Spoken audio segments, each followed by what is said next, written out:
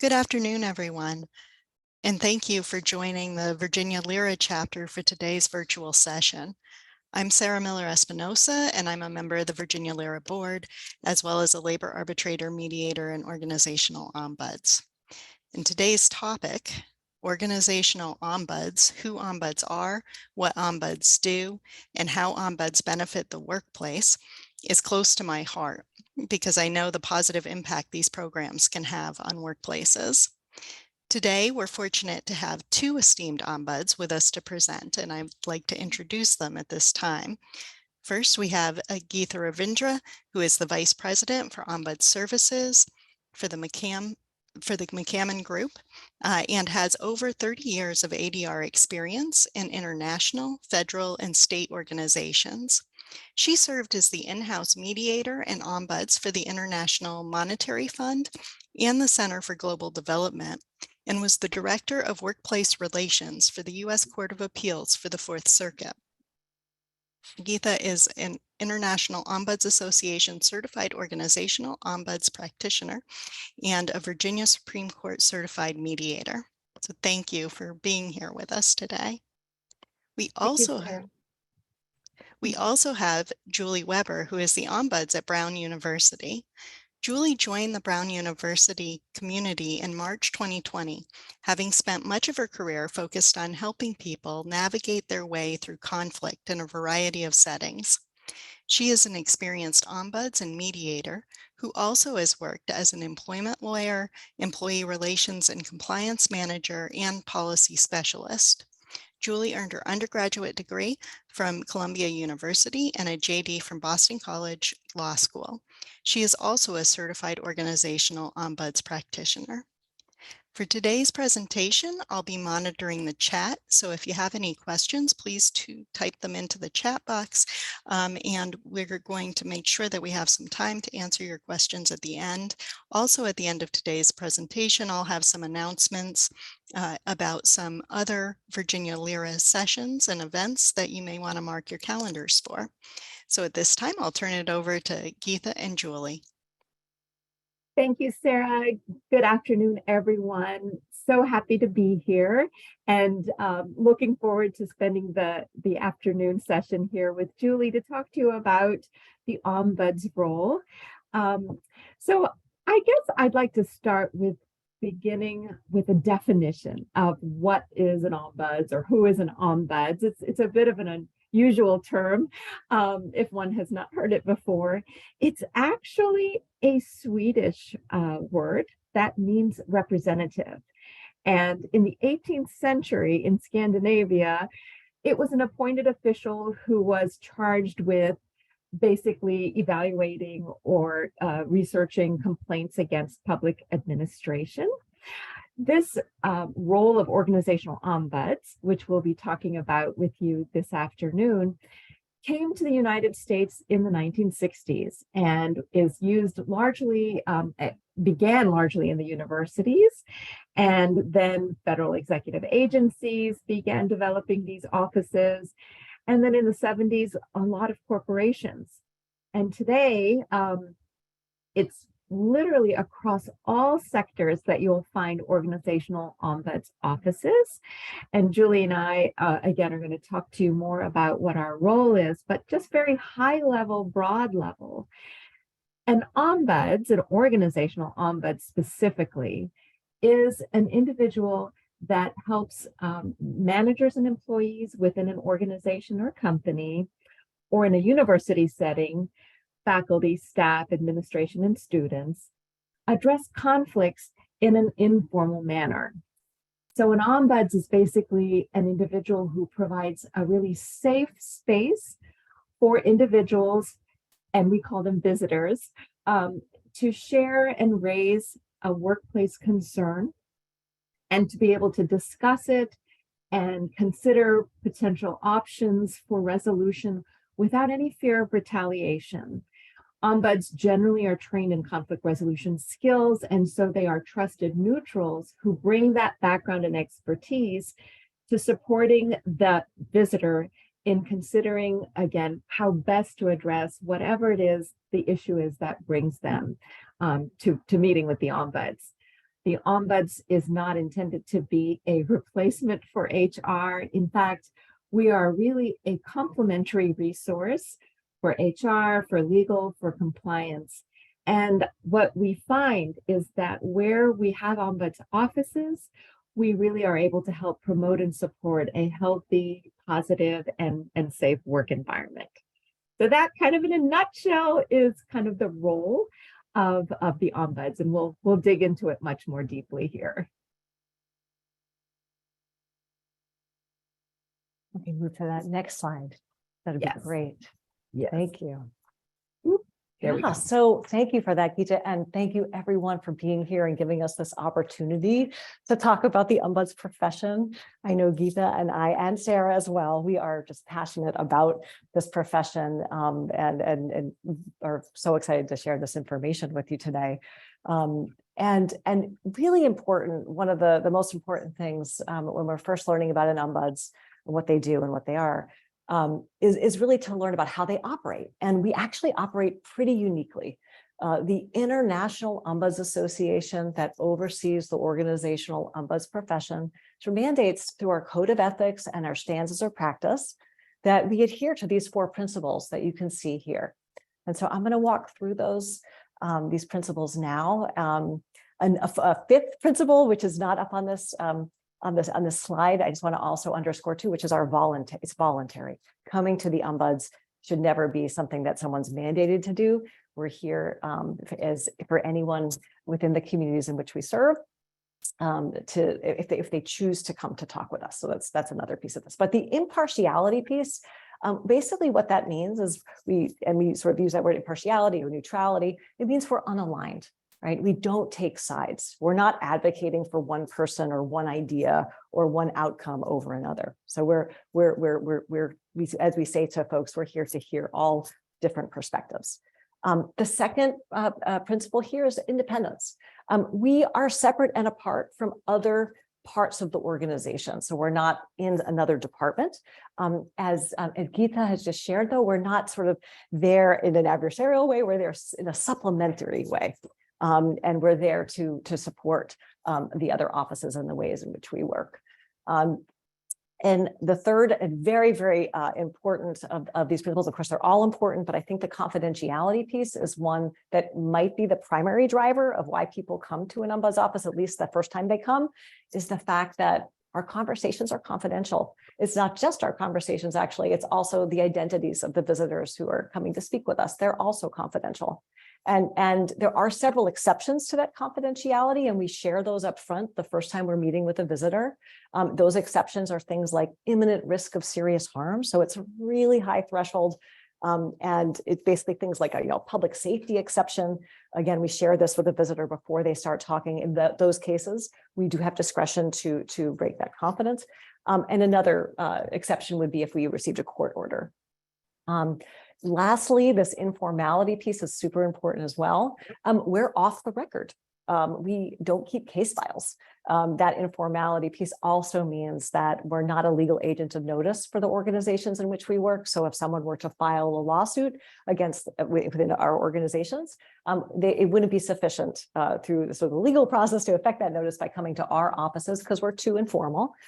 We certainly would tell and share other resources where they can go to effect that notice.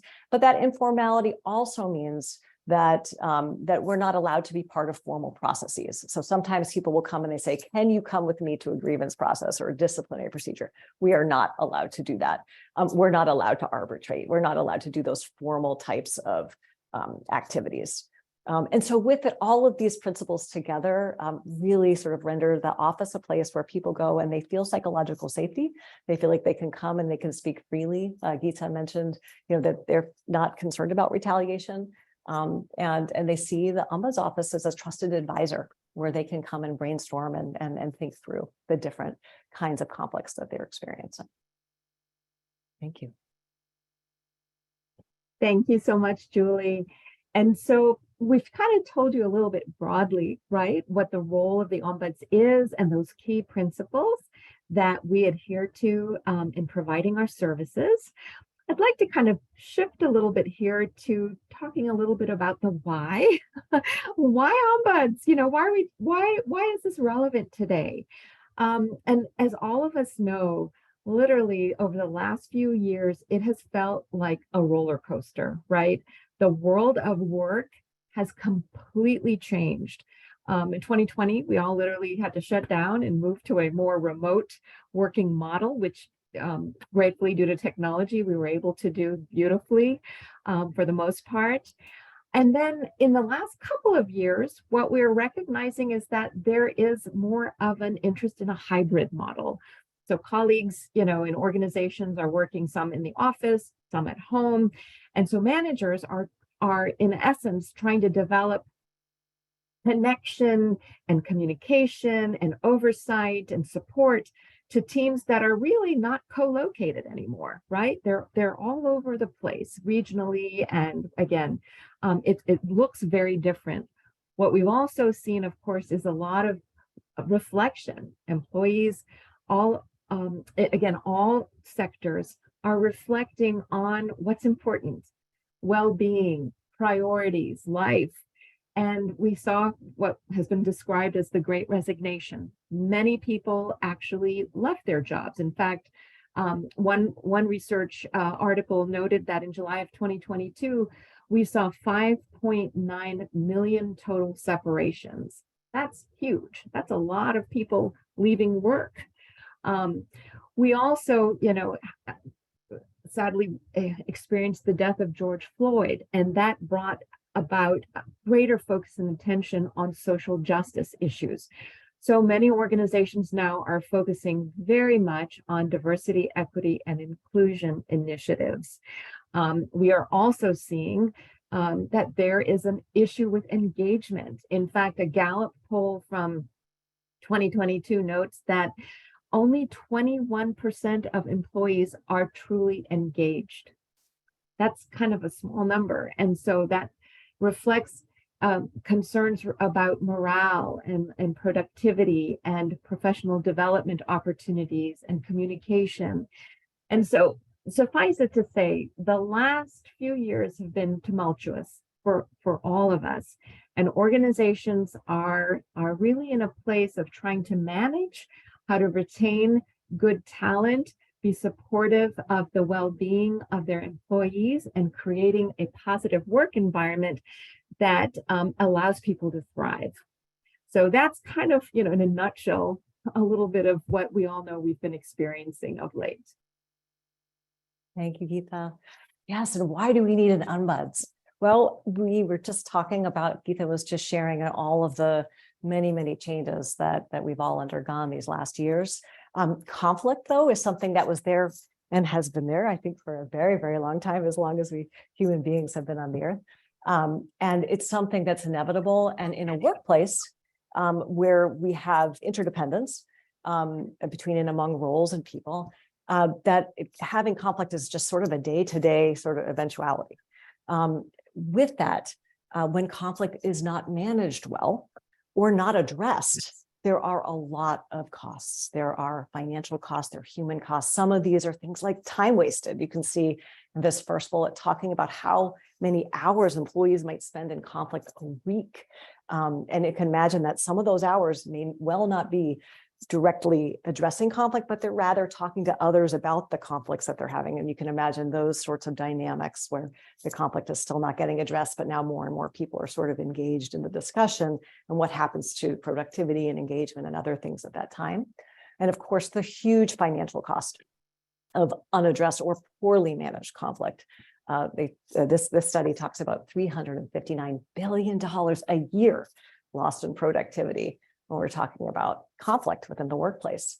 Beyond that, we know with wasted time, wasted money, we're talking about the additional effects of people starting to avoid the conflict, which leads them to being absent or developing health and stress-related health symptoms, mental health and physical health matters. And so we know, again, another effect is huge, that people are not in the workplace And that could ultimately lead, by the way, and Geetha was just talking about the Great Resignation, but even before these last years, that this kind of environment where conflicts are not being addressed and they get more entrenched and they're affecting people all, within the different areas of an organization, that can result in people leaving workplaces, saying, you know what, I've had enough. I do not want to stay here. It feels toxic to me. It feels unsafe here. I don't feel valued. And of course, we're talking about project failure too. If we're not able to if we're spending all this time focused on the conflict or avoiding the conflict or, trying to work around the conflict, that oftentimes in this case, in this study, talking about 10% leading to project failure, but we're also talking just more broadly, decreases in, positive morale. We're talking about erosion of relationships, within organizations. We're talking about trust being eroded as well. And then comes the ombuds. So the ombuds, of course, is a conflict management expert. And our role is to work with people as individuals, as groups, and to also work with the whole of the organization to address, identify, and help people navigate their way through conflict. So we can imagine, instead of a workplace that's avoiding conflict or managing conflict poorly, resulting in decreased, many different aspects of the organization having trouble. We're talking about engagement, morale, productivity, all of those pieces. We can turn that around by having someone or someone's within a workplace who their primary goal is to help people navigate their way through conflict, and that really results in very positive things, such as we talk about sort of the opposite of what we were just talking about, sort of positive, ethical, healthy work environment, stronger relationships, growth of trust. So that's just one way to look at this. Yeah, absolutely, Julie, absolutely. And just two other terms that I just share with you that relate to this conflict dynamic is quiet quitting. Right? People they may not leave, but they're there still, but they're not really engaged. They're not really productive. They are physically present, but that emotional and positive engagement doesn't exist. And there's another term that I've heard of late called quick quitting, where something happens and instantly people leave. There's not even a transition opportunity. And we know that it costs anywhere between half a person's salary to 2 times their salary to replace someone. So there's, as Julie said, a huge impact, and having someone who can help support problem solving is tremendous within the organization. I would add on to that too, Geetha, when people leave, right, we're talking about the huge financial cost, but we're also talking about the waiting that happens as you're trying to fill that role. Often that work falls on someone else already with a full plate. So there's that kind of impact, but then you're also just time that we're still sort of, it's time that's not being used as productively as we'd hoped. Yeah, absolutely. And so what we know is that when people are happy at work, they're more productive.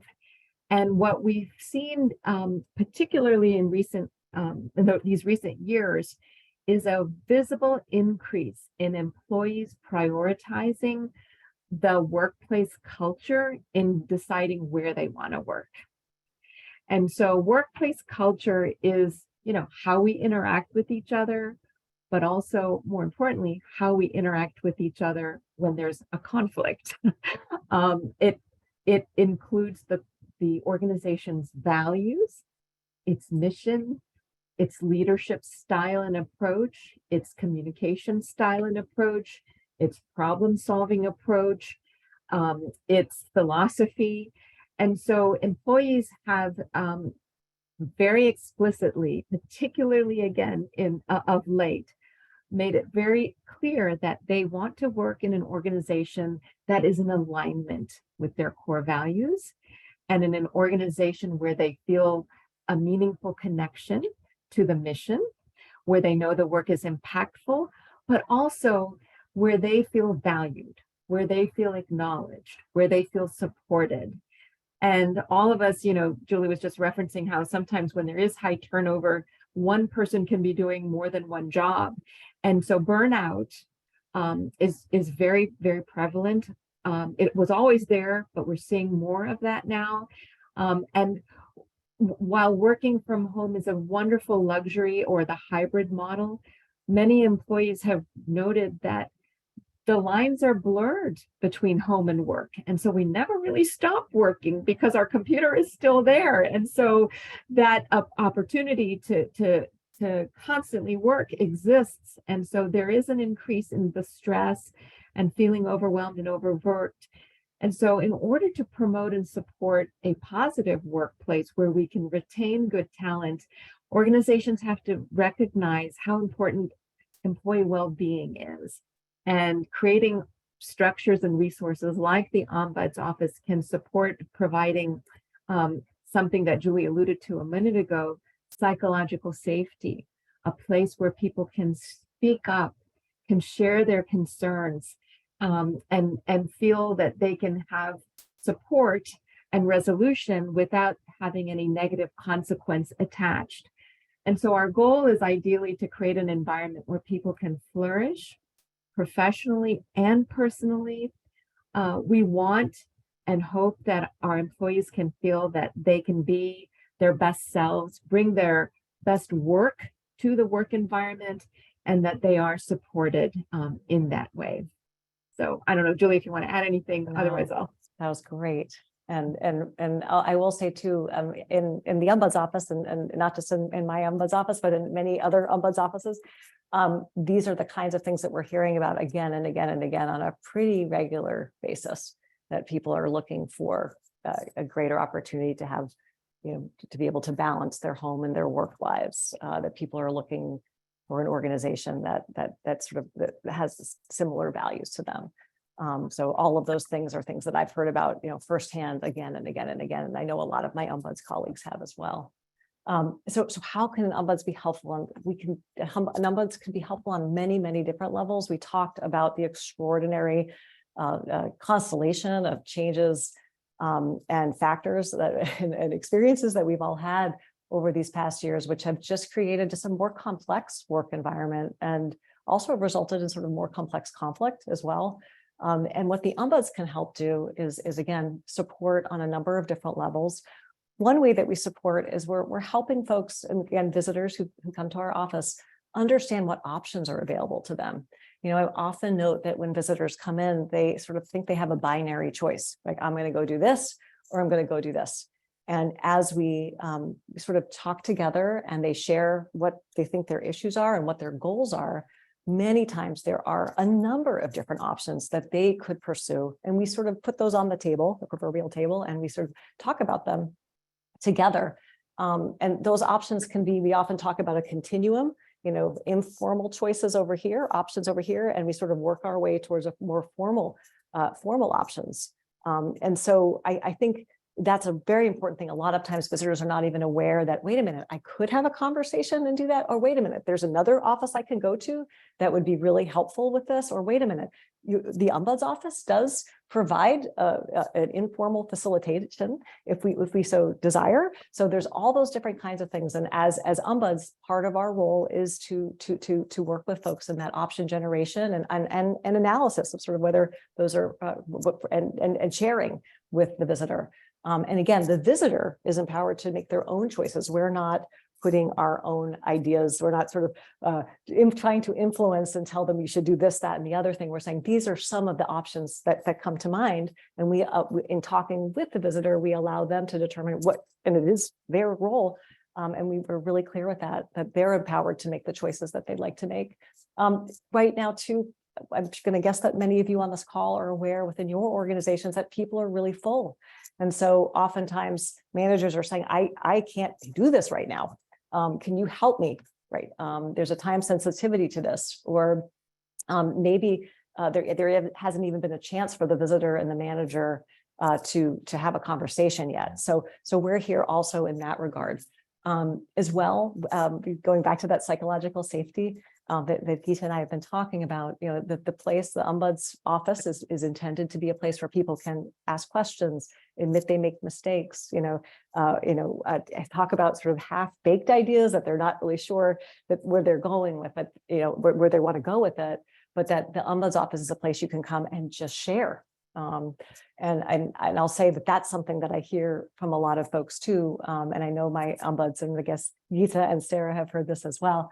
That people feel so grateful that there's someone that they can just talk to about this matter, whatever matter they're facing. And of course, this idea of well-being, the Ombuds office is there and is often sort of seen to as sort of a more sort of a place that sort of humanizes the organization, that there's actually a resource that's confidential and off the record where we can come and get some assistance. And so these are just some of the ways that we can, in our Ombuds roles, help organizations. Thanks, Julie.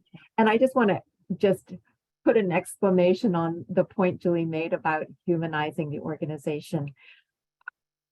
I think when an organization makes a decision to have an Ombuds resource, they are communicating to their employees and managers that they care about that the team members, their staff members' success, and are demonstrating that by, again, integrating this important resource for them.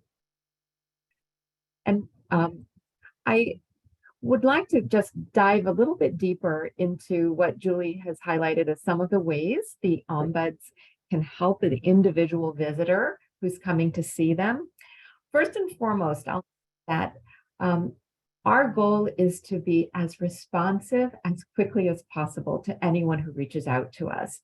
And so Ombuds generally are available to the visitors by phone and by email. Some of them have calendar web capabilities that allow you to instantly create a meeting appointment. But our goal is to be responsive as quickly as possible, definitely within that 24-hour to 48-hour window, if that, very often much sooner than that. So that means a lot, because what I sometimes would like to analogize how I feel when a visitor reaches out is like an emergency room. There is a problem. And the ability to be helpful in real time as quickly as possible is huge when someone is dealing with a problem or struggling with an issue. The other important role that we play is the ability to listen to understand what it is that is of concern to the visitor that is visiting us or is coming to see us. There are a lot of times where the employee or manager simply wants to share. They just need to get off their chest a problem or situation or an issue, and we are a sounding board for that. And so words used to describe Ombuds sometimes a listening post, but we are there. We are there to hear, listen, and process and understand what it is that brings the individual to us. And then through the use of active listening, open-ended questions, clarifying questions, we are able to help distill with the visitor what it is that is most important to them and what their goals are. As Julie noted, we can do a number of things in our role. We can provide information, we can help colleagues understand what resources are available to them, what formal options are there, what informal options are there, who the decision makers are on certain issues, who the primary point of contact is maybe on certain issues. But we can do that only because we are actively listening to what is important. And as Julie noted, the individual visitor is the decision maker. They're in the driver's seat. And so what we care about understanding and discerning is what is that individual's goal? What do they want to see happen? And sometimes, I'll be honest, it takes more than one conversation to find that out, by simply having that safe space again to share and discuss what's happening and reflect. It may be after another conversation that the visitor is able to better recognize what it is that their ultimate goal is. We also, as Julie mentioned, can be more helpful in a direct way if the employee seeks our assistance. For example, if the employee is having an issue with a coworker or a manager and doesn't know how to discuss that, we can role play. We can help model how that concern can be described or expressed in a way that's constructive and professional and respectful. We can also help them plan for how to respond in real time to what the other person might say. So that's something that will, again, hopefully empower the individual to directly address an issue. And we can also, with their permission, provide other interventions, whether it is asking a manager or another office for assistance with the particular issue, or facilitating a conversation between that individual visitor and the other person or persons with whom the issue is involving. And so really, there are a lot of different tools in our toolbox, basically, as an ombuds. And what we do or how we can be helpful really will depend on what the goals are of that individual visitor. And we go from there.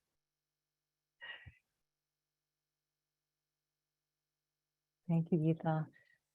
Yes, and so beyond the sort of the consultation that Geetha was sort of walking you through, sort of what we would do within a consultation, a meeting with an individual or a group. Within those consultations, we provide additional services and outside of those as well. And so one of those is coaching and providing conflict analysis. So as we sort of go further into the conversation with folks, with visitors, we ask them the questions about the conflict that they're facing, and we sort of start to sort of ask a lot of questions, as Geetha mentioned, both open and closed-ended questions, to sort of figure out what's going on, what's the conflict actually about. And coaching is something that we're sort of regularly providing. Geetha was talking about doing role plays, but often we're actually talking with them ahead of that to say, hey, let's talk about how you're going to have that difficult conversation. Let's talk about the steps. Let's talk first about this and then about that. What do you think about this? And we're regularly within that conversation. You're checking in, you're asking, and ensuring that the visitor this is what the visitor is wanting to do.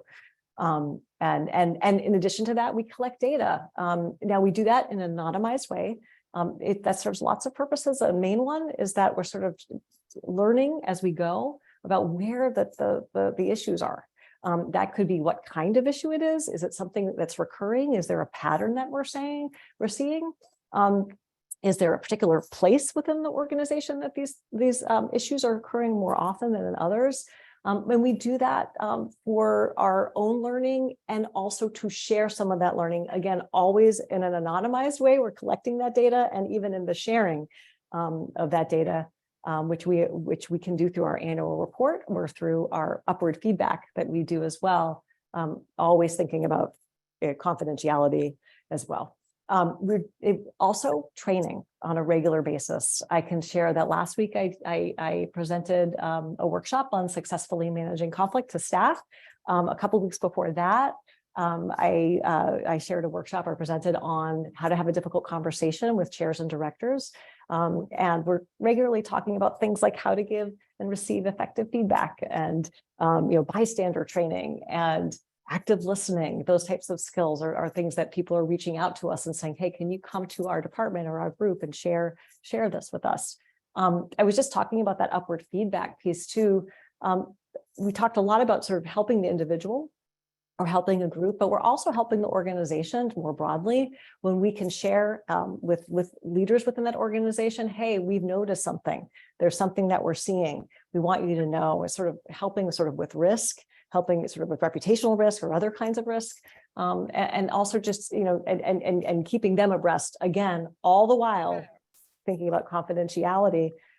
Sometimes we do get permission to share very specific data. Other times we're really sort of relying on, we've heard from a number of people, and so we sort of believe we have a trend and we're sharing that as well. But we're very, very need to be and be careful and thoughtful about the way in which we're sharing that information. We also propose recommendations for change. We're not doing that in a formal way, in the sense of like putting together a strategic plan or anything like that. But as we're sharing information with folks, whether that's individuals, groups, and or perhaps doing this upward feedback, we often do get asked questions like, what would you do in the situation? Do you have any ideas is there anything your office can do to assist? Do you have any ideas as to how we should manage this? So we are also sort of a trusted advisor in that way as well. And so again, these are some additional ways in which the Ombuds office can help support an organization. Thank you, Julie. Yeah, all incredibly valuable roles that we play, not just for the individual, but for the group at large, the organization at large. And many ombuds provide annual reports that might be part of their role. And that's one way they do provide this data analysis and some systemic themes and issues that have been identified and ideas and suggestions for management's consideration. So when do we find that people reach out to an ombuds? I have found that it's usually when an employee feels that something does not, what they're experiencing does not feel good, meaning there is an interaction, there is a decision, there is a conversation, there is behavior, something has occurred which they feel is maybe violating an ethics rule, perhaps feeling like a microaggression, feeling like an unfair or biased decision. And I love, Julie has a kind of a litmus test that is I think beautiful, which is if something occurs and it is affecting your ability to work productively, are you ruminating about it? Is it bothering you that it's affecting your ability to do your job? That's probably a good time to talk to the ombuds. And in many organizations, when in doubt about what to do, where to go, what the process is, what policy applies, a good rule of thumb where there's an ombuds resource is go visit the ombuds, because if the ombuds can, they will absolutely share information with you and resources and options as we've talked. And if they don't know what the right policy is or procedure, they'll find out for you. And so again, as a visitor, you can't go wrong visiting an ombuds office initially to just discuss very freely, again, the problem, and then consider, okay, here are my choices. And then I'm going to make a decision of which way to go. And I think I made the analogy of emergency room earlier in terms of what it feels like sometimes. And indeed, it does sometimes happen that an employee reaches out when something has tipped. You know, they describe the straw that breaks the camel's back analogy. It's usually that somebody has accommodated or avoided a conflict, if you will, for a long period of time. And then something happens, an interaction, a conversation, a decision, and it just is too much.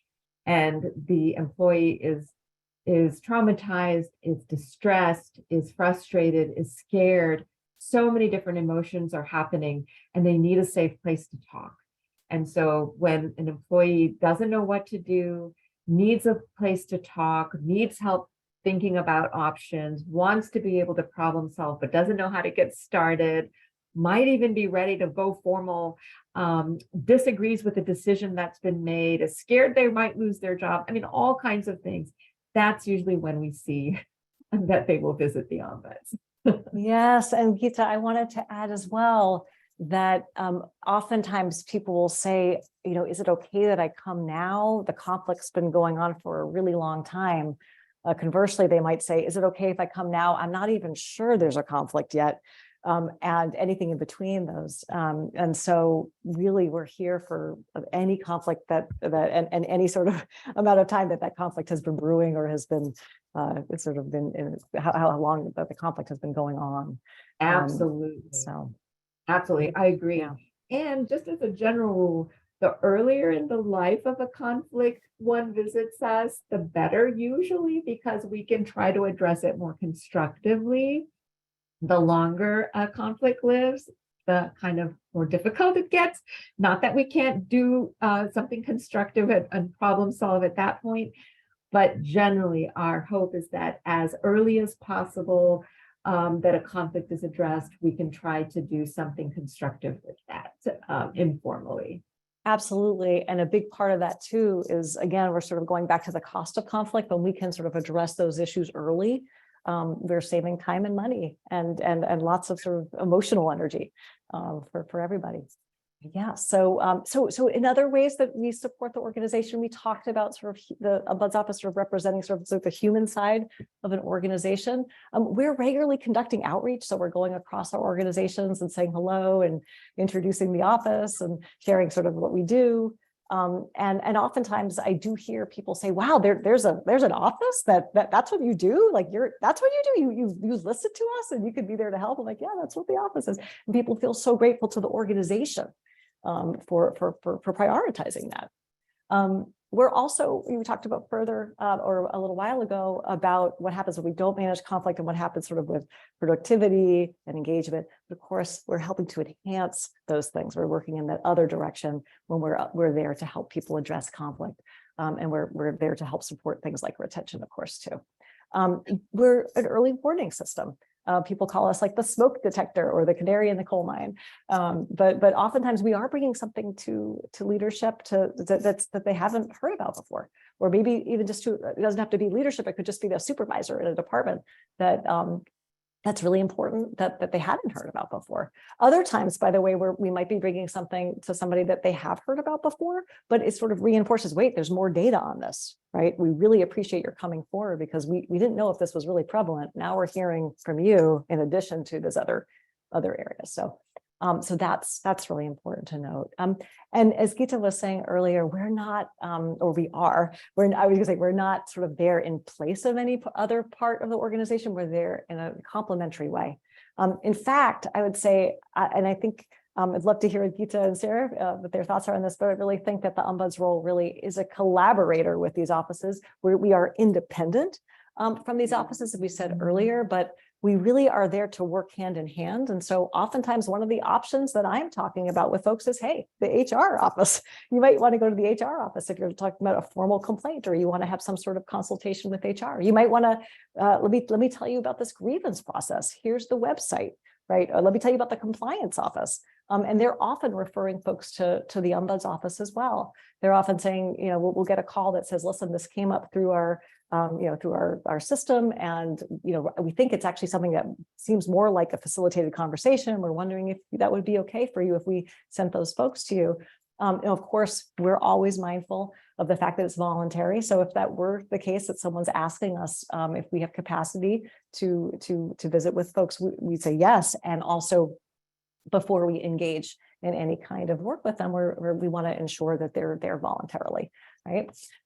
Contributing to the positive ethical culture is absolutely something that we hope that we're doing. That's a big piece of our goal. We're always thinking about fairness and equity and inclusion, and we're doing that through our training, our coaching, and a huge part of that too. We talked about that psychological safety piece, kind of going back to that again, and trust is a huge piece of that, right? And so we sort of see that Ombuds role there as is helping to increase trust within the organization, not just within the organization broadly, but also even more specifically within a department that's really engaged in addressing a conflict.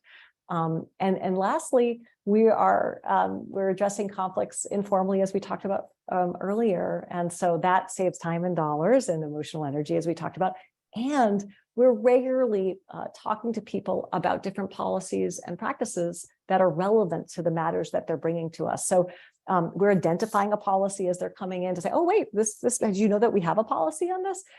Wait, we have a practice on it. There's an SOP on this. Let's walk through it together. So that's part of our role too. It enhances sort of compliance with those policies as we're helping the organization to educate people that they're there.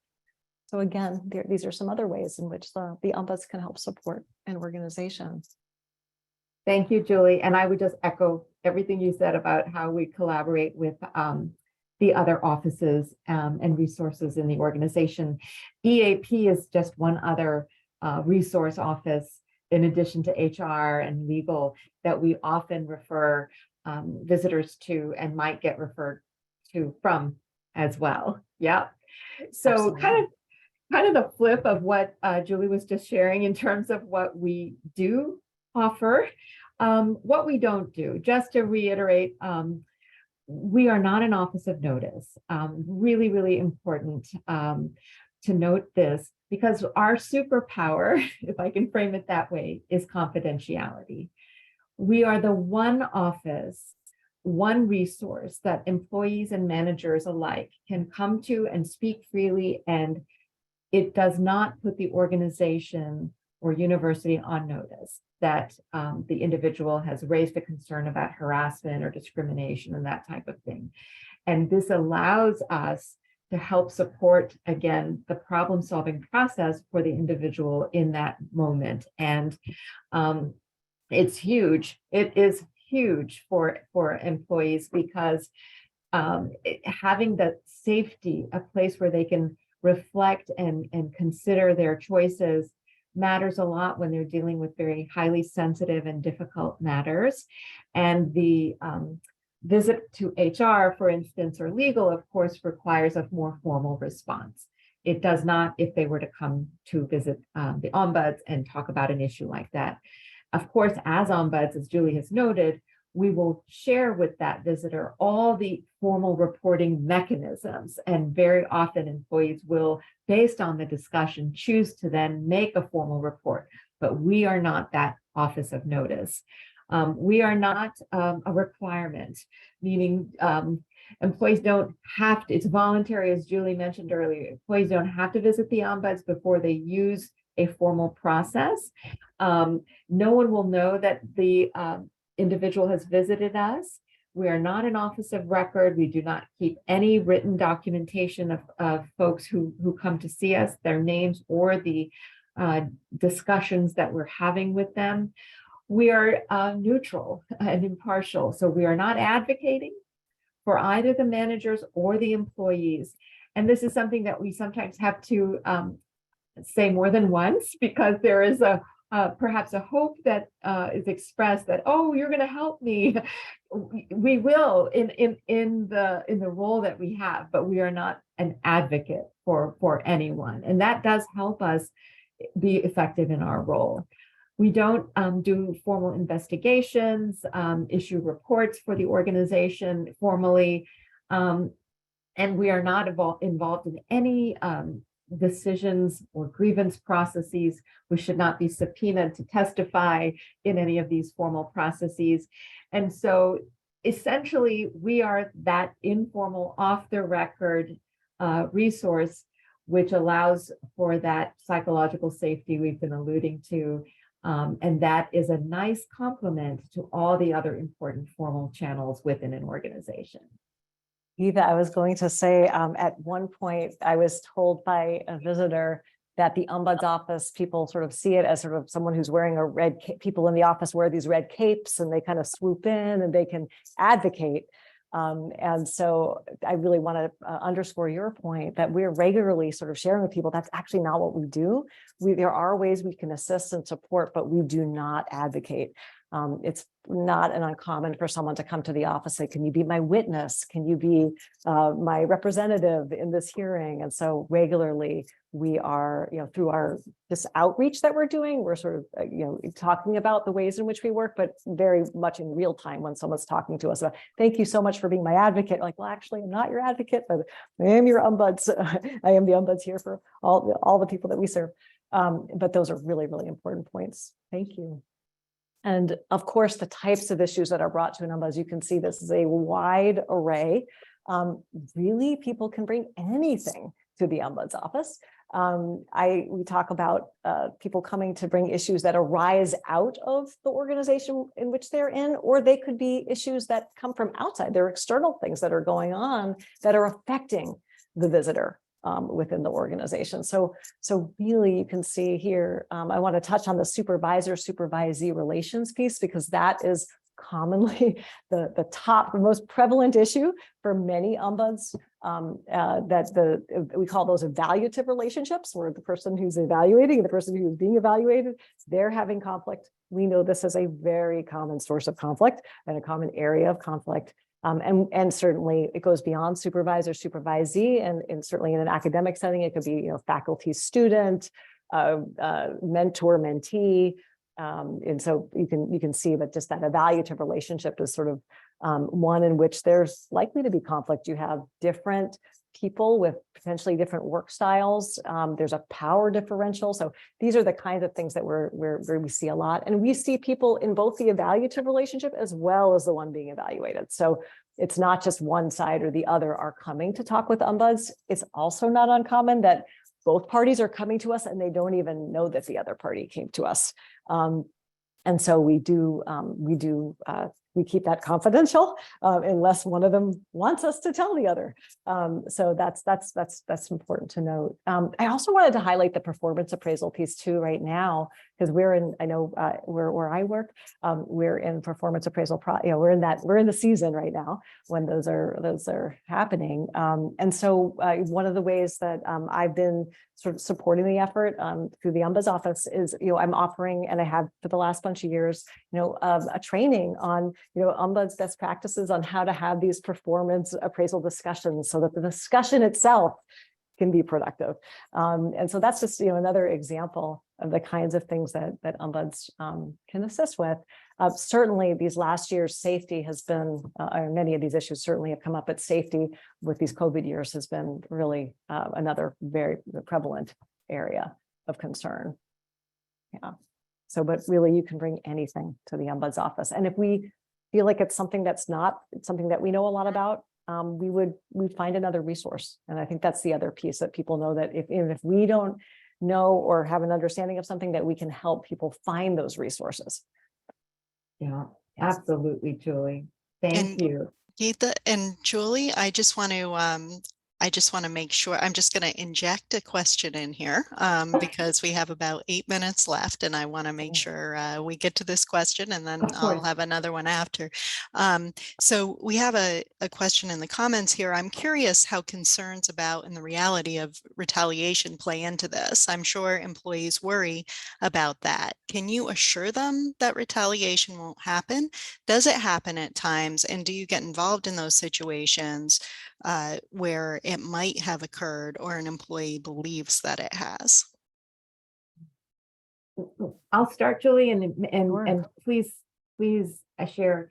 So retaliation is a real issue, right? And very legitimately so. There are generally rules and policies in organizations that say no retaliation for use of the Ombuds resource or these other resources. Having said that, we recognize that there's always this fear and anxiety that will happen. And it's very hard to measure retaliation because it can be incredibly subtle, right? And so as an Ombuds, I can't promise that someone will not experience what they perceive to be retaliation. That would be a false promise. I can express what the policy is. And then if one experiences what they believe to be retaliation, I encourage them to come and let me know. And then we can explore ways to address that using both informal and formal processes. Julie, I'll pass it to you. No, that was beautifully stated. I want to highlight, underscore, and put exclamation points after what Geetha just shared. Thanks, Julie. Yeah. Sarah, you said one more question. I've got a couple actually, but another is, can you talk a little bit about how the Ombuds office works in a unionized environment and how you might partner with labor relations and the unions representing employees? Absolutely. Yes. Thank you so much. We're going to skip to that slide. So yes, absolutely. The organization where I work, Brown University, we have union employees and we work with union employees. Now we're very, very clear that we are not, again, we're supplemental, we're complementary, we're over here on the side. We are not, and this is an excerpt from the Brown University Ombuds Office Charter, and you can see it's very, very clear. We will not address issues that arise under the CBA, under the collective bargaining agreement. And so if a union employee were to come, and they have, to talk about something that's like a term of the CBA, I refer them back to the union. Now, the space that I have inhabited a number of times is when after there's a grievance or after there's, the union has addressed a matter, I can get a call that says, hey, we are struggling, or the people that I'm working with are struggling with their communication. We're struggling with how we figure out how we're going to work together. Can you please help us with that? Now, again, kind of going back to this idea of voluntariness, I say I'm open and welcome working with folks. I want to just double check that this is voluntary on their part. After which, then we meet together if they are on board with that, if they're amenable to that. So I think it's pretty common that that in unionized settings, and certainly in academia, that there are ombuds that are working exactly in this way. And it's turned out to be just a really very positive collaboration, again, in that way. Thank you. Sure. And I have another question here, a follow-up on Sure. that. Are you able to mediate or facilitate between represented employees and their supervisor, for example, when it's not a grievance, but there's still friction? Geetha, would you like me to take that one? So I would say in my role as ombuds, I have provided facilitation and mediation where one party is represented and the other is not. But what I would emphasize is that I would make sure that the side that was not represented understood that the other side would have counsel present. And that way they have the option of bringing counsel as well, if they so chose. Sometimes organizations have senior leadership and legal present during a facilitated discussion. And then you'd want the employee to know that if they would like to have representative as well present, they could. So I've done it both ways. The goal is self-determination, that we allow people to proceed how they feel comfortable, and we don't want to have an imbalance of power in the room. Julie? No, that's And then I think, yeah, Phil, I think also you may have been asking about, and you tell me if I'm wrong, and thank you very much for that, Geetha, that where you have an employee who is a member of a union and they're having conflicts with their supervisor. However, it doesn't rise to the level of a violation of the collective bargaining agreement. Julie, I know you have some experience with this, so I'm wondering if you Yes, absolutely. So I have I have mediated those types of within that context.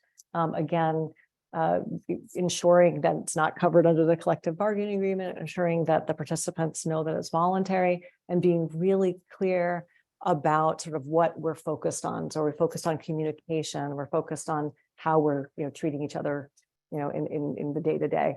And so, yes. And Julie, sometimes is it the union who's referring people to come see the ombuds as well? Oh, that's a really interesting question. I'm not always clear on that, actually. Sometimes I'll get a call and I'm not sure that no. So I don't feel that I have the knowledge to share the answer to that, but I can say that I've had people who are supervising the next level supervisor and the employee with whom they're having conflict. I've had them reach out to ask for help, and I've had individual members of a union reach out to ask for help. I cannot remember a time that the union itself did, although I can also share in my last ombuds role, there was an advisory board, which is another aspect to some ombuds offices. There's an advisory board made up of people within the setting, within the organization, that are there, and you meet 3-4 times a year. And they're there to help guide and share their knowledge and understanding of what's going on around the organization with the ombuds, and the ombuds is also asking their advice and seeking their insights into how things are going. And in that setting, and my previous organization, there were several people from unions on that advisory board, and they would reach out to me to say, I need your help. We need your help. So I guess in that case, but they was through the advisory board, and yet as I'm thinking this through, they were absolutely part of the union. So thank you for that question, and thanks for helping me jog my memory there. So Thank you. And one more quick question, we've got 1 minute left. We have some people on the call who are conflict resolvers, and the question is about exploring ombuds roles. Do you need a coaching certificate? How do you become an ombuds? What sort of educational background or requirements are there for ombuds? yeah, great question. I'll start. It's a great question, especially for our conflict resolver colleagues out there. The International Ombuds Association that Julie referenced earlier has a foundations training program that is offered either in person or virtually. That's a great way to start. And there is an actual certification program where you can take an exam and then have to have so many hours of ombuds experience to get the actual credential. So there is an actual mechanism or process that's very well recognized if one were to want to pursue the work of an ombuds. Yeah, and I would add too that as far as background before that time of taking foundations, people come to ombudsing from all different professional careers and trajectories. So it's been incredible as an ombuds to meet people who from all different backgrounds, from professionally and otherwise too, of course. But that people are coming from divinity area, from social work, from being a faculty member, from being a lawyer, from being a teacher, from being a counselor, from being, so again, I could go on and on, from being a nurse. I mean, so people really can have so many different experiences that help inform their desire to want to do this kind of work. And I would say too, one other element that I've seen as sort of a common requirement that I've seen just through the years is just having mediation training. And so getting a mediation certificate of some sort. But other than that, I mean, they talk about cultural competence and facilitating conversations, but you can do that in so many different settings. You can build those skills in so many different settings. So we are also a profession that loves to welcome new members. So please feel free to reach back to us too if you want to learn more about this or anything else that we've talked about today. Yeah. And so we are actually over time. So thank you so much, Geetha and Julie. And Geetha, I'm wondering if you could just share your last slide with your contact information on it. So if people have additional questions, they might be able to reach out. I am so grateful that you've joined this session and presented. Thank you so much. And I just have a few announcements for people that you might want to put on your calendar in regard to upcoming Virginia LERA session events. On June 1st at 1 o'clock, we'll be having a virtual session, the title of which is Unlikely Alliances, Frenemies. What can we learn from labor management relationships that have found ways to work together on common goals? And that program will be moderated by Justin Keating. And the speakers will be Katie Finn from the International Transport Workers Federation, Don Slayman from IBEW Local 26, and Lisa Calloway from Engler, Calloway, Baston, and Sraga. Also, please mark your calendars for the Virginia LERA in-person conference, which is going to be held again this year in Richmond, Virginia, and it'll be on Thursday, September 14th. Very soon, you will be able to register for both of these events on the Virginia LERA webpage. So thank you all so much, and I just want to say thank you again, Geetha and Julie, for this wonderful presentation. Thank you for having us, Sarah. It was so nice to be with all of you. We appreciate your time today. Absolutely. And shout if we can answer any questions. Definitely. Thank you. Thank you. And thank you, Sarah, for inviting us.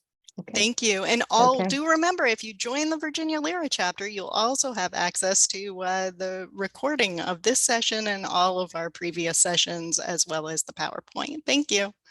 Thank you. Take care, everybody. Bye-bye.